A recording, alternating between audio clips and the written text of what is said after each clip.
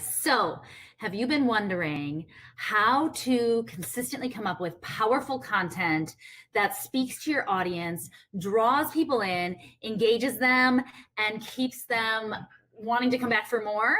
If so, that is exactly what we're going to be covering in today's training. So welcome. I'm so excited to share with you the holographic method for creating content, juicy content that your audience can't wait to consume every single week.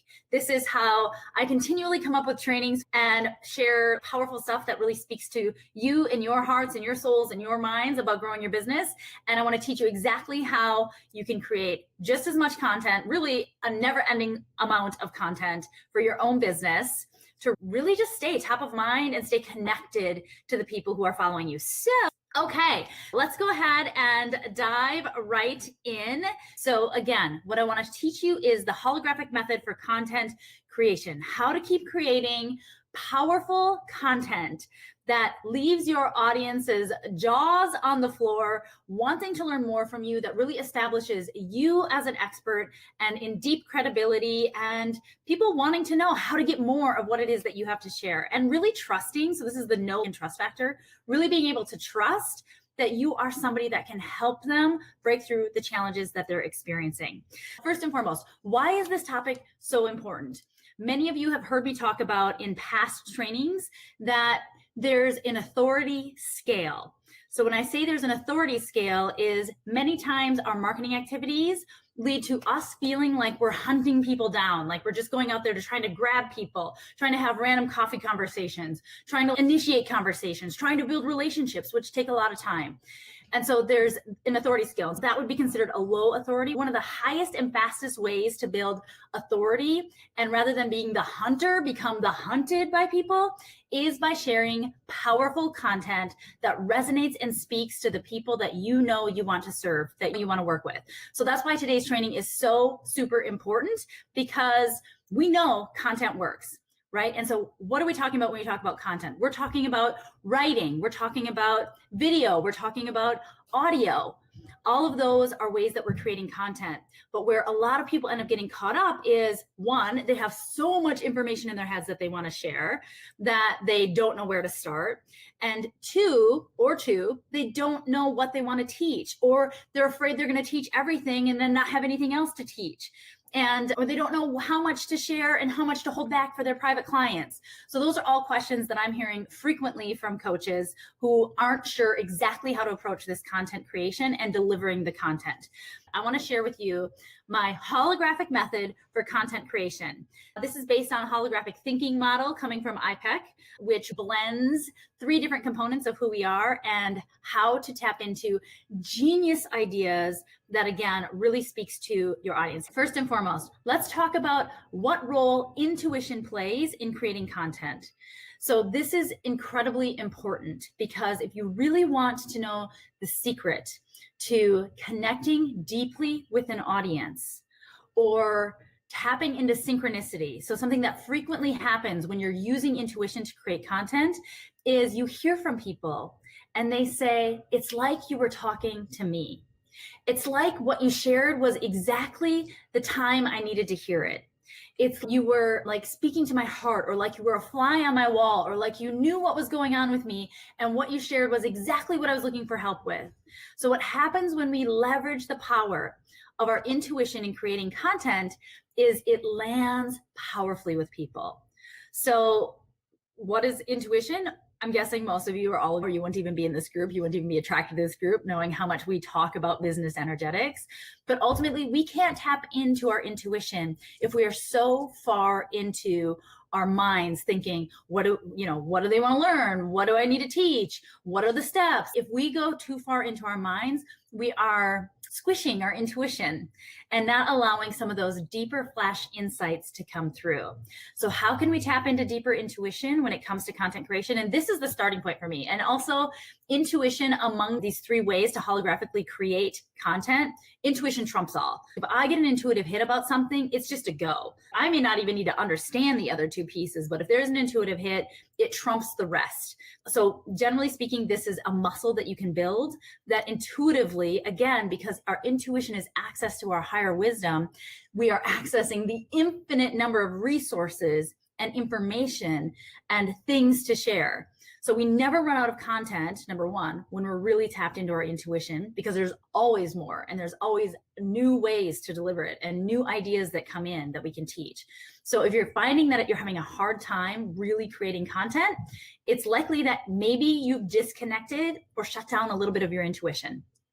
So that's the first piece. So what are some ways that we can tap into deeper intuition? First and foremost, pay attention to those flash insights. If you get a quick idea, they literally come in and go out as fast as they come in. Write them down. For me, it's almost always in the shower. We know that being around water a lot of times opens up the flow to our intuition even more. So get around water, whether it's a pool, whether it's a lake, whether it's the beach, whatever it may be. But get around water so that you can open up more of your intuition. Again, in the shower, which is super simple because you're there every day. You can set yourself up by even posing. The other powerful way to tap into intention or tap into intuition is through intention. So you can set an intention. You can say things like, I am coming up with powerful content. I'm getting an idea of what I'm called to share. So say some affirmations, say some intentions, plant the seed for yourself that things come to you, and then detach and let it go and allow the flash insights to come in.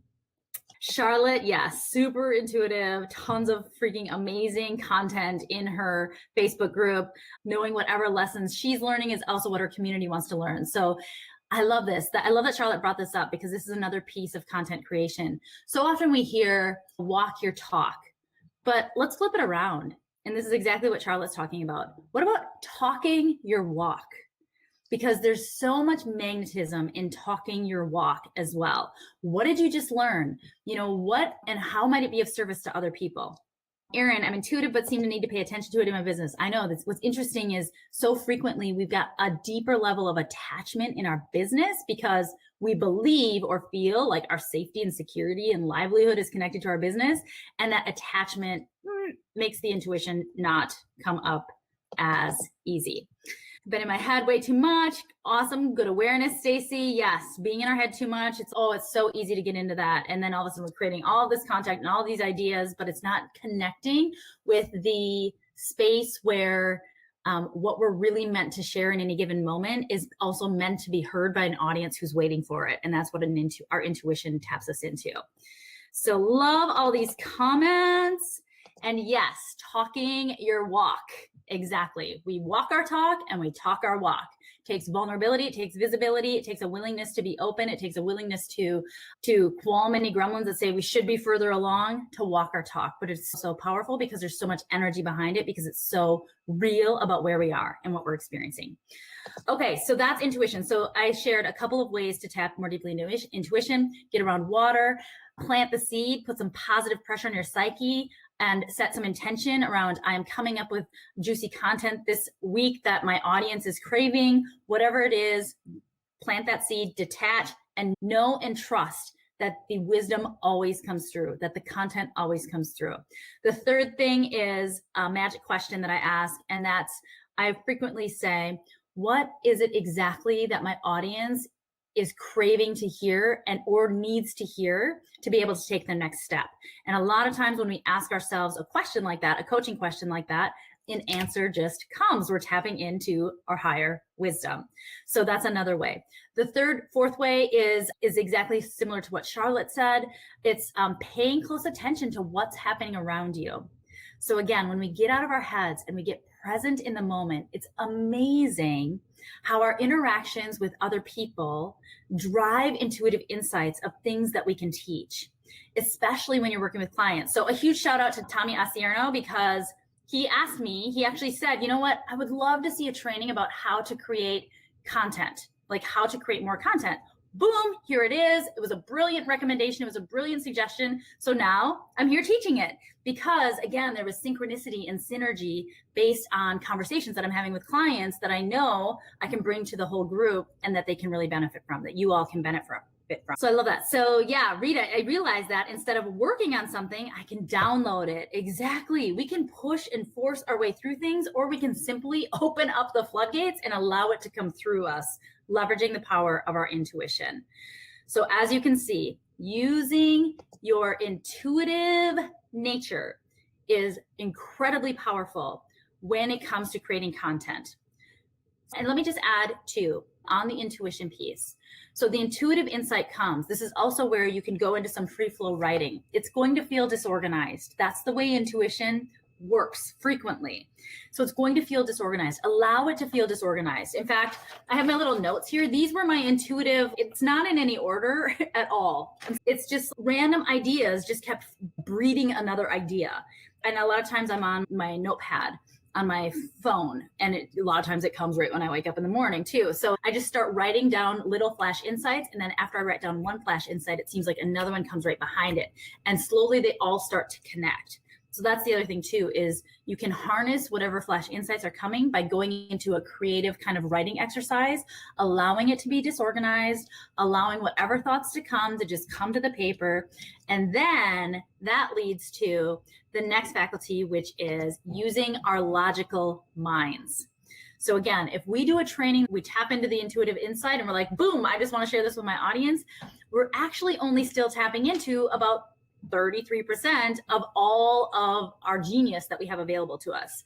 So it's important that we're always pulling in all three, because that's when the content is super, super powerful for your audience. So the second piece is now you've got all of your creative flow writing, you've got your random insights, you've got all these pieces. Now we go in with our logical mind and we can actually systemize it. We can start to pull it all together. We tapped into our right brain, and now we can go to our left brain and actually start to systemize it. So systemize the content. Just how I came up with calling this the holographic method, that didn't come from intuition. That came from me thinking about how to more creatively present this, right? How to evoke more curiosity. So that all came from my thinking mind. And then also realizing that many times when we incorporate numbers, it really speaks to people. So this could be the three faculties you can use, the three aspects of yourself that you can use to build your content out. People like systems. They like knowing there's so many of the trainings that you guys come on with me, you'll see the 7 steps and it's systemized and you feel like you're going someplace. So this is why it's so powerful to bring in some logical aspects of ourselves into our content, because it makes it easier for your audience to consume. And also it doesn't feel as scattered, right? It doesn't feel as, and loving the free flowing, loving the divine downloading, but depending on the content, you may want to systemize it so that your audience can track even further with you and stay more engaged. So the other thing about numbers is it keeps people engaged for the whole training, right? Because they know, they're like, okay, we're on number 5, we got about 2 more left. So this is about how much longer we're going to be talking, as opposed to, I don't know where this is going. I don't know when it's going to end. I don't know what's happening. And I'm just along for the ride. So it brings in a sense of security, a sense of engagement, different things when we start to bring in the logical aspects of content creation. So that's the logic, systemize the content. And then also the other logic, and then now we're going to blend a little bit with the third piece, is this is also where we're writing our content from. So all of my mumble jumble notes, if I were to put them in a post, you would all be like, wait, what are you talking about? Where are you going? Because source and intuition don't necessarily, like, it takes us getting the information and then running it through our logic filter to actually make sense of it. So even though if we're not systemizing it, we still have to make sense of what's all coming through so that it like makes more sense to our minds and that it makes more sense to our audience's mind. This is also where our trainings are informational and we write our copy from this place. Again, so we're very logical, thinking through. There's a fantastic copywriting training in this group as well. If you haven't seen it yet, I'm wearing a black shirt with stars on it. My hair's back. Somehow that's how I remember my videos, is I remember what I was wearing and then what I taught. I don't know. It's weird. So creating compelling copy is going to come from that deeper logical place as well, and an important piece. So I want to check in. Knowing now that there's this intuitive piece and there's this logical piece, which one do you find, which one comes most natural to you?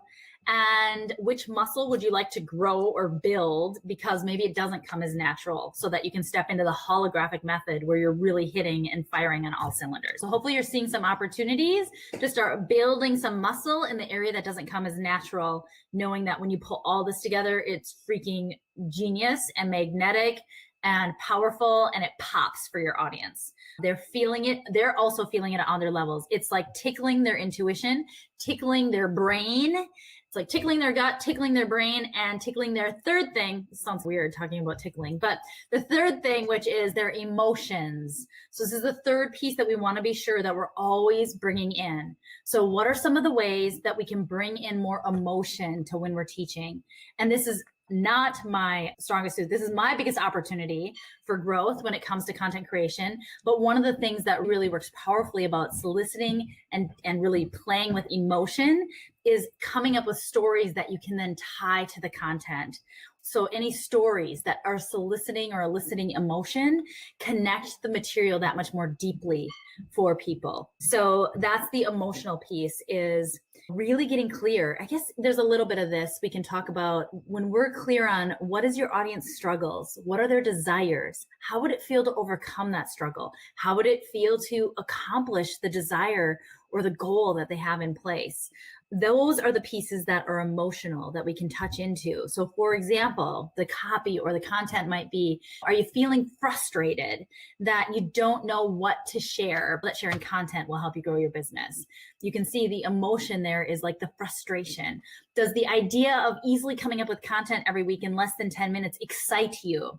So I'm blending emotional and logical. So it's bringing in some of those emotional pieces that really then, as soon as, what was coming up for you when I said frustration? What comes up for you when I say excitement? How many of you actually, because you're still like tapped into your emotions and or feelings, like how many of you actually could feel some of that emotion coming up? And part of those questions also was painting a story, right? Do you sit at your computer and knowing that you want to write, but nothing comes out and feel stuck or blocked? So that's where we're using story, we're using picture, we're using actual words to describe emotion that elicit emotion from the audience. So you can see that's a super important part to content creation as well. That said, there's a few other pieces I want to throw in here. Stories and answering those questions about desires and what that would feel like, and fear, like fears, challenges, frustrations, and what those feel like are crucial for that emotional aspect of content creation. So those are the three pieces. Just like so many of you have learned with holographic thinking, when we bring this into our content, when we ensure that we're touching on all three of these areas, we're leveraging the power of our intuition, which is creating a powerful gut connection. So this is also what we call entrainment. When we're leading with our intuition, your audience entrains to your energy. And those that are a match, an energetic match, they come forward. And those that are out of alignment, they go away. So there's this automatic system thing that happens when we're tapping into our intuition, as opposed to if we're only using logic, we're missing or masking many of the deeper opportunities for synchronicity and for deep connection to the audience. So let me just throw a couple other things out there.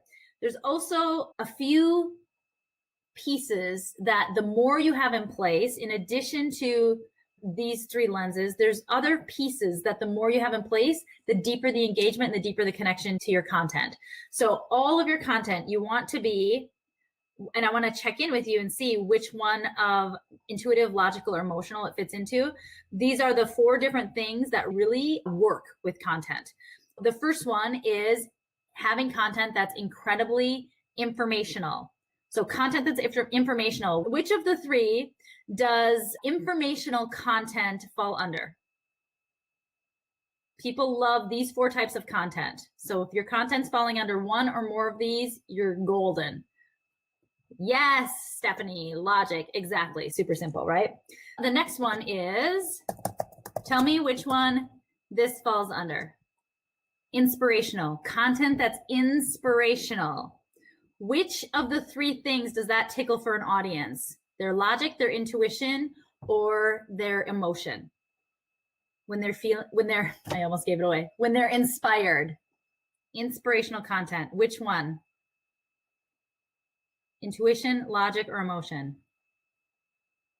Yes, Ashley, emotional. Emotion, yes. You guys got it. Awesome. So we want our content to be, and if we can hit again on multiple of these, we are really golden. So informational, inspirational. How can you infuse more of your content with inspiration, right? And what is inspiration? So teaching. So those of you that are iPad coaches, which a lot of you are, I can see here that I'm familiar with, some of you are not, but teaching is level 4. Level 5 is inspiring, right? So it's like teaching is informational and being of service and sharing information. Level 5 is inspiring. It's evoking inspiration. It's invoking another level of empowerment. So you guys are hitting it all, emotion with inspiration. So how can you then think about how can you infuse more of your content with inspiration? Think about a bunch of the stuff that's crossing your Facebook feed. What are some of the videos that you're watching? Oh my gosh, I get every single time. If I see a video crossing my Facebook feed from American Idol or from America's Got Talent, I know I'm going to be crying in the next 5 minutes because I'm so inspired by people's stories of challenges and strife and trauma and their dreams almost being killed, that then they're on stage and they've got like this amazing voice or this amazing talent and they've overcome all their challenges. That's inspirational. It's so inspirational that it moves us to tears. And so it's no wonder that our news feeds are filled with some of that really deep inspirational videos and content, because people love to feel inspired. We love to feel inspired. So when you can bring inspiration into your content, it's creating such a deep emotional reaction that they're just drawn and they want more. We want more. It's our human nature to want more inspiration. So yeah, you guys are all hitting it with the inspirational being emotion. So how about this one? The third thing that we can bring in our content is being entertaining. So which of the 3 that we just talked about does this touch on? Logic, intuition, or emotion? Being entertaining with our content. Keeping it entertaining. What does that bring up for people? Which piece are we poking when we're being entertaining? A little trickier, maybe. When I first was creating this, I really thought it was primarily emotion, but as the intuition was coming in, that makes sense too. It really could be all. And the logic too. The logic is a little bit more challenging for me to really wrap my brain around, but definitely the intuition piece, it's like the entertaining can be coming from that flow place that becomes very entertaining to an audience. But definitely emotion, like emotion is for sure. Think about being at a comedy show or think about watching a TV show. It's entertaining because it is really evoking a lot of emotion, right? And there's a lot of different ways to be entertaining. Inspiration can be a way that we're entertaining people. Humor can be a way that we're entertaining. Improv, right? Which might be that intuitive piece that a couple of you are bringing up, can be really entertaining. Movement can be entertaining. There's a lot of different ways to bring in entertainment so people stay engaged with your content. Now, the fourth one is probably the one that has the most impact on building a following, but also the one that most people are most challenged by. And the fourth thing that really builds an audience and keeps an audience powerfully engaged is polarizing. So polarizing, meaning taking a stance or having a fairly strong opinion about something that goes against the grain and creates a lot of dialogue and discussion and conversation and defies normal in some ways. And I've heard people say, and I want to hear from you guys, which one you think this one falls under, polarizing an audience, where some people are in and some people are so turned off, they are out. Start thinking about how you can polarize your audience. What are some of those opinions that you hold so strong that may actually scare people away? And how willing are you to share content that actually basically doesn't feel in alignment with people, right? And what sort of fears and beliefs do you have to overcome to be able to polarize an audience? Okay, so I'm seeing all kinds of things. So I'm seeing logic and emotion. I'm seeing intuition from Charlotte, and I'm seeing emotion. Yeah.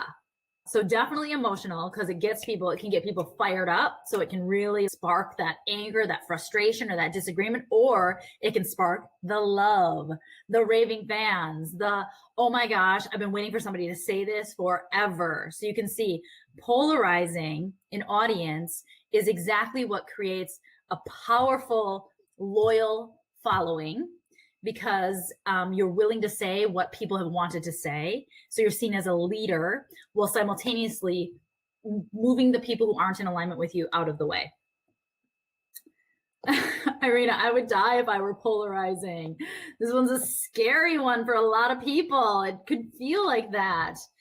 Yes, and it can come from intuition because again, and sometimes it comes through and it's you just know that it's coming from a place of truth and that you're called to share it, even if it's going to trigger people or even if it's going to set people off in some way, shape, or form. And so you can really feel challenged with this one and then overtake responsibility for making people mad. So what's the fear that really we have to overcome? It's the fear of being rejected. It's the fear of not being liked. It's the fear of people thinking things about us or having judgments on us. It's the fear of being judged. Yes, Amber. Hey, Amber. My best viewed video was the one where I finally took a stand I knew not everyone would agree with. Mind you, Amber's business name is the Disobedient Dietitian. So clearly she's willing to polarize an audience and it draws people in because so many times people are thinking the same thing, but again, they may not have the balls or the ovaries to actually say it. So you instantaneously are elevated to a level of leadership when you're willing to state your opinion that you can feel in your bones is the truth for you. There are loads of other people that are feeling the same thing, but they've been tiptoeing and walking on eggshells and unwilling to state it or unwilling to share it. And so if you really want to elevate your content, be willing to polarize. And so some of this polarizing definitely feels the most vulnerable, which is exactly why it feels the hardest to do and where most people, when they're sharing content, just don't want to rock the boat because it takes a lot of inner work to overcome the stuff, the backlash that can come from really stating a firm opinion or a firm stance in something. And also, again, I've heard people say, if we always stay vanilla, you can't have raving fans without having some haters on the other side, because that just tells us we're always staying vanilla. If people aren't against what we're saying, then we're just staying vanilla and we're just sounding ho-hum like everybody else out there. So this is a super powerful way to, it's super scary, Victoria. Yeah. What about losing the thought of losing relationships and or being judged? Absolutely. And so how do you remain open and objective if you're taking a stance in that way? For me, it's, again, this is where the intuition comes in. Love this question, Ashley. This is where the intuition comes in, is that when I know something in my bones, like when I know that we're breaking a paradigm, that that the way things that used to be done aren't the way they're meant to be done today, when there's old rules that need to be broken because they're limiting people. Those are the things where we can take a stance, but the deeper intention underneath it is not I'm right and you're wrong. The intention underneath it is we're taking a stance of service. That rule is no longer serving us. One of the things that polarizes even my household is, after working with kids in the education system and being in the juvenile justice system and being in nonprofit, is this knowing, and I'm not the only one saying this, knowing that our education system is broken. I've said to some of my friends who highly value education, it's an old rule that has been a part of our being forever.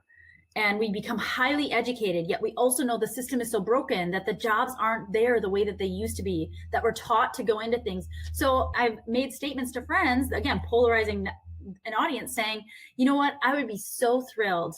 Actually, this is like one of my little secret visions, is I would love to create a college experience that teaches deeper skills like innovation, creativity, business, entrepreneurship, collaboration, working in team environments, these things that where ultimately robots cannot replace us, but still give kids the college experience. I wish for my two sons that something like that existed.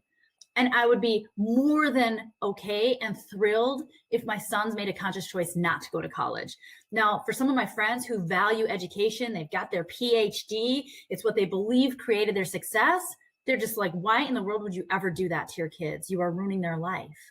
But it's a belief that I just feel so strongly. I'm not saying it's right or wrong. I'm just saying, I know there are other things I would love for my children to learn that actually they're not going to get in college, that actually they could leave college potentially feeling more defeated. So good question. You opened up a can of worms, Ashley. Okay, so how do you build the strength to do that? And this is also, again, another great question. Thank you, Ashley, where it's trusting and knowing that One, if we're wearing a mask, if we're holding these aspects of ourselves back, same thing here. I might be polarizing people by saying, I don't believe that business is done by knowing, but purely by strategy, that without energy, we're ducks in water, that we can't be successful. This is like a very strong stance that I'm taking. We cannot find success in business if we don't work with the energetics too. We can, but it'll be temporary or it'll come with immense cost. So that's something that I feel so strongly about. I know it in my bones. I know it in my bones, and I know it to be truth, and it could be wrong, and the truth might change. Maybe it's not truth, but right now in this moment, I know it in such a deep place of knowing, again, this is the intuition piece, that I'm doing a disservice by not sharing a different perspective. And so how do we step into the power to polarize an audience? It's the realization that almost like, where could it be worse for people? Because if I don't at least share the information, then they may not even be able to make a conscious choice.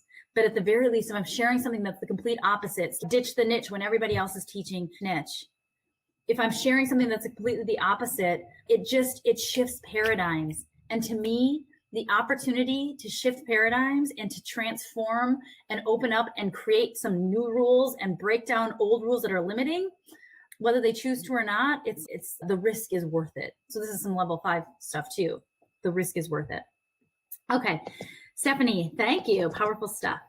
We're taught not to rock the boat and have to learn how to break the rules. Totally. Oh my gosh, you guys, I'm so excited. I'm going to an event in April with Allie Brown, and it's all about that. The reality is that if we stay normal with how business is developing and growing, in order to stand out in the marketplace, we've got to defy normal. We have to innovate new ways of doing things because the world is ready. Like the world is ready for new innovations. And if you think about all of our biggest innovators, Elon Musk, Bill Gates, Richard Branson, every single person that has had Henry Ford, let's go back. Everybody, it came down to taking a significant risk that defied the norm. And that's really what polarizing an audience is all about, is being willing to defy the norm. We're not polarizing just for the sake of polarizing, because everything is the intention behind it. So this is exactly it. Knowing that this perspective, that some people might not like, that some people might be triggered by, that some people might find really freaking scary, needs to be a part of the conversation. I love that. Yes. Okay. So you can see, even talking about polarizing an audience, you see what's happening in our conversation right now. We're polarizing a little bit, right? We've got our fears coming up. Some people are feeling triggered. Can I really do that? Some people are feeling like, oh my gosh, yes, this is. And so it's like either minimal polarization, but I just introduced a concept that's bringing some stuff up, and look at the conversation that's happening. Look at the engagement that's happening. That's what happens when you bring up a little bit more polarizing topic. So you see, I'm talking about university. So there's my polarizing topic, and you can see some people are like, oh my gosh, now even more aligned. And other people might be like, what? You don't value education? I don't know. I'm going to ditch this group. And it's perfect. Awesome.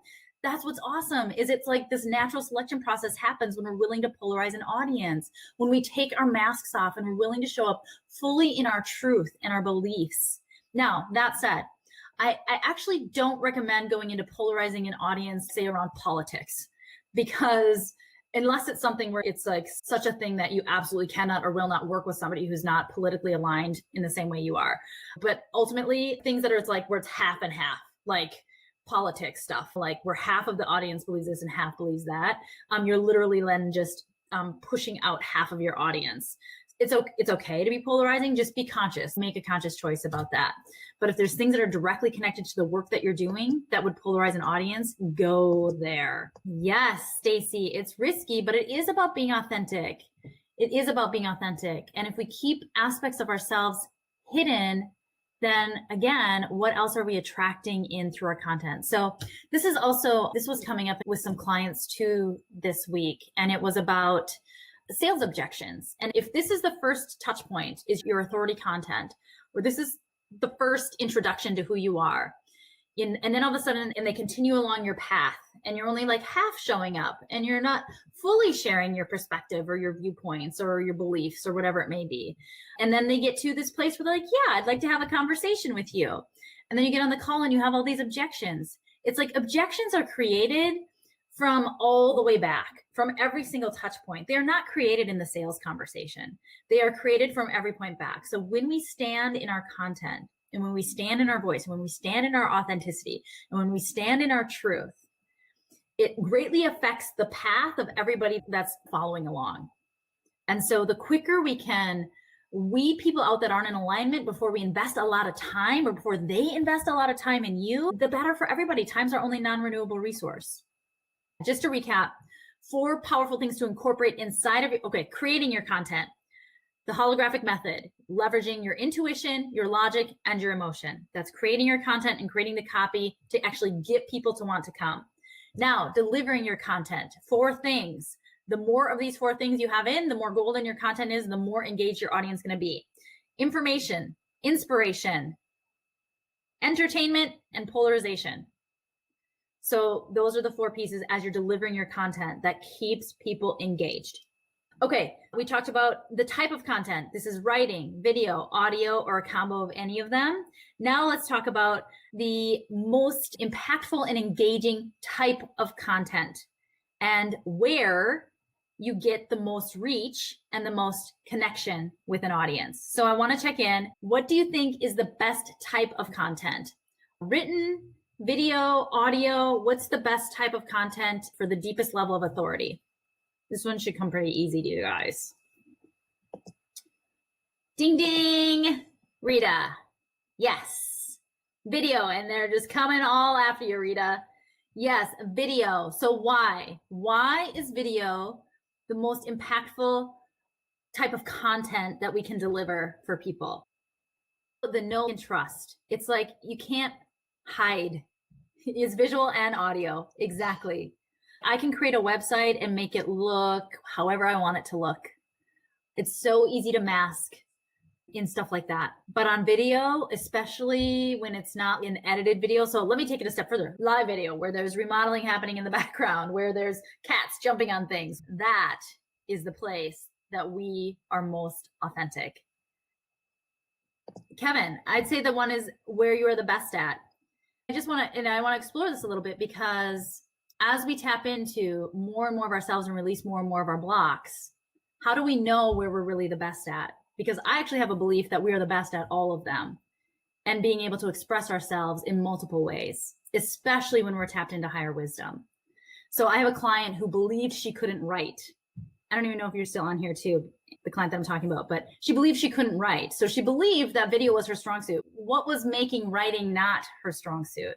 So I actually believe that we all are highly capable and unlimited in our ability to show up powerfully in all platforms, audio, video, and it's only our blocks that interfere with our ability to show up and fully self-express. So with that belief in mind and knowing that to be the truth and the case, video, and again, what leads us to believe we're stronger in one area or another area?